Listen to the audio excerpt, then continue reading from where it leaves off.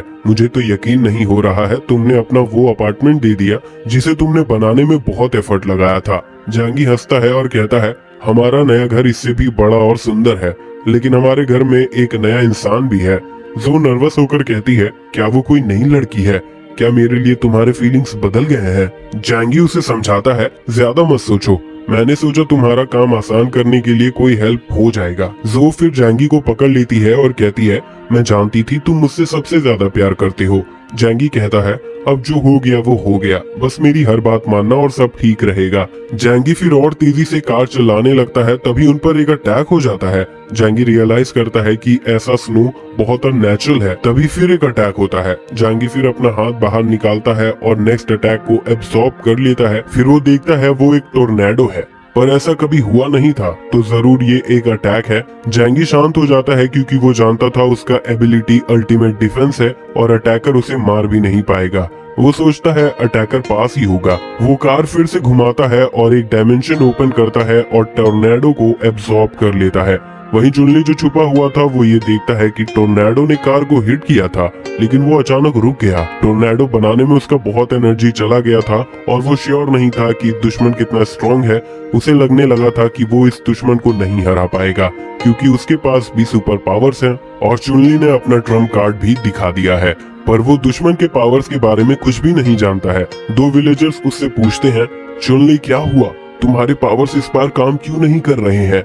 चुनली कहता है, दुश्मन ताकतवर है, हमें दूसरा रास्ता देखना होगा, अभी के लिए वापस चलो। वहीं जैंगी एक्शन के लिए रेडी था और एक स्नाइपर निकाल चुका था जिसका जूम काफी ज्यादा था। वो बहुत गुस्सा था कि कोई उस पर अटैक करके भाग नहीं सकता। जैंगी फिर 2 शॉट्स करता है, एक विलेजर गिर जाता है। चुनली ये देखकर बहुत घबरा जाता है और समझ जाता है कि दुश्मन के पास राइफल भी है। जैंगी फिर से स्नाइपर रेडी करता है। चुनली एक स्नो माउंटेन के पीछे छुप जाता है। जैंगी ये देख लेता है कि तुम छुप रहे हो, रिटर्न गिफ्ट तो लेते जाओ। जैंगी फिर उस टोर्नेडो को बाहर निकालता है। चैंगली देखता है ये उसके ही टोर्नेडो के जैसे लग रहा है और हैरान था कि दुश्मन के पास उसके ही जैसे पावर्स है। चुनली उस टोर्नेडो से हारने वाला था, लेकिन वो अपना लास्ट स्ट्रेंथ से एक टोर्नेडो बनाता है और वो दोनों टोर्नेडो एक दूसरे को खत्म कर देते हैं। मौके का फायदा उठाकर विलेजर के साथ वो भाग जाता है। जैंगी उन्हें जाते हुए देखता है और उन्हें छोड़ देता है कि मैं उनके इलाके में जाने की गलती नहीं कर सकता हूँ, ये खतरनाक हो सकता है। अगर उन्हें बदला चाहिए होगा तो उन्हें मेरे पास आना होगा, मेरी जगह पर, और वहाँ से जाने लगता है।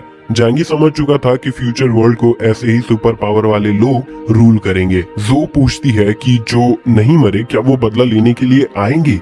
जैंगी उसे समझाता है, चिंता मत करो, हमारा नया घर बहुत सेफ है, ऐसे टोर्नेडो भी हमारा कुछ नहीं बिगाड़ पाएंगे। दूसरी तरफ सू इंजर्ड की मदद कर रहे थे सू फैमिली टाउन तक जाने के लिए। चुनली कहता है, मेरे पावर्स आने के बाद मैंने सबको मारा है, लेकिन आज मैं पहली बार मार खाकर आया हूँ, मैं तो मरते मरते बच गया।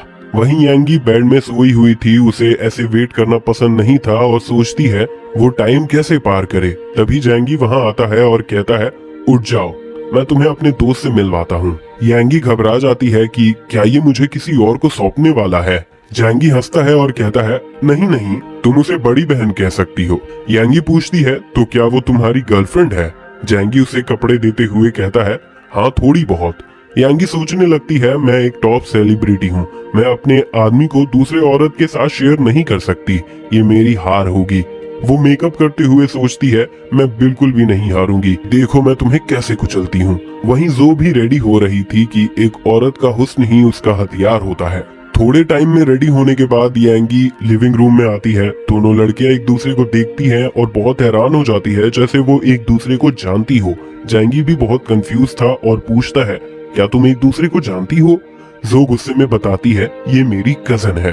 तभी यांगी जैंगी को साइड में ले जाती है और कहती है, जैंगी प्लीज तुम जो भी करना, लेकिन जो को हमारे बारे में मत बताना। जैंगी कंफ्यूज होकर पूछता है, पर क्या नहीं बताना है? यांगी याद दिलाती है उनके डील के बारे में। जैंगी खुद को एक बहुत ही इंटरेस्टिंग सिचुएशन में पाता है। वो जो को गुस्से में देखता है और यांगी को नर्वस। यांगी और जो के फैमिलीज दोनों ही स्कॉलरी ट्रेडिशन के लिए जाने जाते हैं, जहां बहुत से टैलेंटेड लोग बड़े होते हैं। यांगी ने एंटरटेनमेंट इंडस्ट्री को चुना, वो एक फेमस एक्ट्रेस बनना चाहती थी। जो गुस्से में कहती है, अगर तुम सच में टैलेंटेड होती तो तुम अपने हुनर से आगे बढ़ती, फैमिली में कोई भी ऐसा नहीं है, क्या तुम्हें नहीं पता कि तुम फेमस क्यों हो? अपर क्लास के लोग हमारे फैमिली का मजाक उड़ाते हैं। तुम्हें शर्म आनी चाहिए। मुझे तो तुम्हें देखने का भी मन नहीं है। वहीं जैंगी को यांगी के एक्सप्रेशन से मजा आ रहा था और फिर कहता है, मुझे इसके पास से कोई लेना देना नहीं है। अब हमें यहाँ साथ रहना है। अब हम अच्छे पड़ोसी बनकर रहेंगे। दोनों लड़कियां ना चाहते हुए भी मान जाती है। फिर जैंगी उन्हें गार्डन ले जाता है जहाँ बहुत से प्लांट्स और वेजिटेबल्स थे। जैंगी उन्हें कहता है कि घर के काम के साथ साथ तुम्हें इनका भी ध्यान रखना है। दोनों ना चाहते हुए भी मान जाते हैं, झगड़ा करने की जगह, क्योंकि वो जानते थे अब उन्हें साथ ही रहना होगा। फिर जैंगी जो को ऊपर बेडरूम रेडी करने के लिए भेज देता है। यांगी जैंगी को थैंक्स करती है उनका सीक्रेट रखने के लिए और बताती है, मेरे कजन के साथ मेरी बहुत लड़ाई होती है। अगर उसे पता चला कि मैं उसके बॉयफ्रेंड के लिए कंपटीशन हूँ तो उसका दिल टूट जाएगा। तो हमारे रिलेशनशिप को उससे सीक्रेट ही रखना चाहिए। जैंगी सोचता है अब हम लोग तीन ही इतने बड़े घर में रहने वाले हैं। वो यांगी को चुप करवा देता है और उसके रिक्वेस्ट को मान लेता है कि वो इस रिलेशनशिप को सीक्रेट ही रखेगा। यांगी उसके लिए खाना बनाने का ऑफर करती है। जैंगी हैरान हो जाता है कि उसे खाना बनाने आता है। यांगी किचन जाने लगती है कि तुम सभी सेलिब्रिटी को यूजलेस मत समझो। मैं जब बोर होती हूँ तो मुझे कुकिंग करना पसंद है। लेकिन वो देखती है कि किचन में कुछ इंग्रेडिएंट्स हैं ही नहीं। यांगी सब जगह ढूंढती है लेकिन उसे कुछ भी नहीं मिलता। तब जैंगी उसके फिगर को देखते हुए काफी एडमायर करता है और उसके पीछे आ जाता है, जिससे यांगी डर जाती है। वो पूछती है, तुम क्या कर रहे हो? अभी हमने बात की थी कि तुम बाहर ऐसा नहीं करोगे। उसे कुछ भी पता नहीं चलना चाहिए। जैंगी कहता है, माफ करना, मैं खुद को रोक ही नहीं पाया। और फिर उसे कुछ सामान देता है। यांगी खुश हो जाती है कि तुम्हारे पास तो काफी सामान है। मुझे तो यकीन ही नहीं हो रहा है, ये सारा खाना मुझे लग्जरी का एहसास दे रहा है। जैंगी उसके पीछे हाथ मारता है और कहता है, टेंशन मत लो, अब हम ऐसे ही खाएंगे। खाना बनाने के बाद यांगी जो और जैंगी को बुलाती है। जैंगी को खाना देखकर बहुत अच्छा लगता है। जो और यांगी के बीच टेंशन बना हुआ था। जो खाना खाती है और कहती है, इसमें बहुत नमक है, तुम ये कैसे खा सकती हो? यांगी भी राइस खाकर चेक करती है। उसे भी ये अच्छा नहीं लगता और सोचती है ऐसे सिचुएशन में सीजनिंग खराब हो सकता है। जैंगी ये सब के मजे लेते हुए देख रहा था। वो उनका झगड़ा बढ़ाता है जिससे उसका ही फायदा होने वाला था। जैंगी जो को खाना खिलाता है। जो को इसमें नमक कम लगता है और वो अच्छा बिहेव करने लगती है कि जैंगी के हाथों से खाना हमेशा अच्छा लगता है। यांगी ये सब देख रही थी और उसे थोड़ा जलन हो रहा था। उस रात जो जैंगी से पूछती है, तुम्हें ज्यादा कौन अच्छा लगता है, मैं या यांगी? आज जैंगी ने किचन में जो किया वो जो ने देखा था। जैंगी उसे एक्टिंग स्किल्स दिखाते हुए कहता है, उसके बारे में ज्यादा मत सोचो, मैं बस तुमसे ही प्यार करता हूँ। ये सुनकर हमारी प्यारी डॉक्टर खुश हो जाती है और उसे गले लगा लेती है कि मैं जानती थी जैंगी मुझसे ही सबसे ज्यादा प्यार करता है। वहीं जैंगी सोचता है, तुम सच में बेवकूफ हो। जैंगी भले ही उसे बहुत प्यार दिखाता हो लेकिन उसे प्यार नहीं करता था। जो के साथ वो बस अपने बेसिक नीड्स पूरा कर रहा था और प्यार उसे बस वो एक बीमारी मानता था। अगले कुछ दिन जैंगी शूटिंग प्रैक्टिस करते हुए बिताता है। तभी उसे कॉल आता है। वो आंसर करने वाला होता है। तभी वो रियलाइज करता है कि ये कोई वॉइस कॉल नहीं है बल्कि एक रेगुलर फोन कॉल है, क्योंकि सारे इलेक्ट्रिकल ग्रिड्स अपोकलिप्स से नहीं चल रहे हैं और जिन्हें वो जानता है वो सभी मर चुके हैं। तो वो इस अननोन नंबर के बारे में काफी क्यूरियस हो जाता है। जैंगी सोचता है, अब तो मैं भगवान से भी नहीं डरता हूँ, और कॉल कट करके नंबर ही ब्लॉक कर देता है। लेकिन फिर थोड़ी ही देर में उसे फिर से उसी नंबर से कॉल आता है। जैंगी सोचने लगता है, पर मैंने तो इसे अभी ब्लॉक कर दिया था, तो फिर ये कैसे कॉल कर सकता है? शायद मैंने ठीक से ब्लॉक नहीं किया था। जैंगी फिर से उसे ब्लॉक कर देता है। लेकिन फिर उसे कॉल आता है। जैंगी बहुत घबरा जाता है कि आखिर ऐसा कैसे हो सकता है, क्या ये कोई काला जादू है? तभी वो कॉल उठाता है। दूसरी तरफ से एक आदमी कहता है, जैंगी तुम मेरे कॉल का जवाब क्यों नहीं दे रहे हो? जैंगी बहुत घबराया हुआ था, लेकिन फिर वो खुद को शांत करता है कि ये जो कॉल कर रहा है ये कोई मामूली इंसान नहीं लग रहा है। कॉलर जैंगी के पर्सनल इंफॉर्मेशन के बारे में बताने लगता है, उसका बर्थ डेट, उसके फैमिली मेंबर, उसके करंट लोकेशन और प्रीवियस वर्क प्लेस के बारे में भी। ये सब सुनकर जैंगी बहुत गुस्सा हो जाता है और कहता है, आखिर तुम कौन हो? तुम मेरे बारे में ये सब कैसे जानते हो? दूसरे एंड से वो मोटा आदमी हंसते हुए कहता है, टेंशन मत लो, तुम्हारे पास जो सप्लाईज है वो मुझे दे दो और मैं तुम्हारा इन्फॉर्मेशन लीक नहीं करूंगा। जैंगी हंसने लगता है और कहता है, क्या तुम पागल हो गए हो? तुम्हें लगता है तुम मुझे ब्लैकमेल कर सकते हो? तुम्हें अगर ये इन्फॉर्मेशन लीक करना है तो कर दो, मुझे फर्क नहीं पड़ता।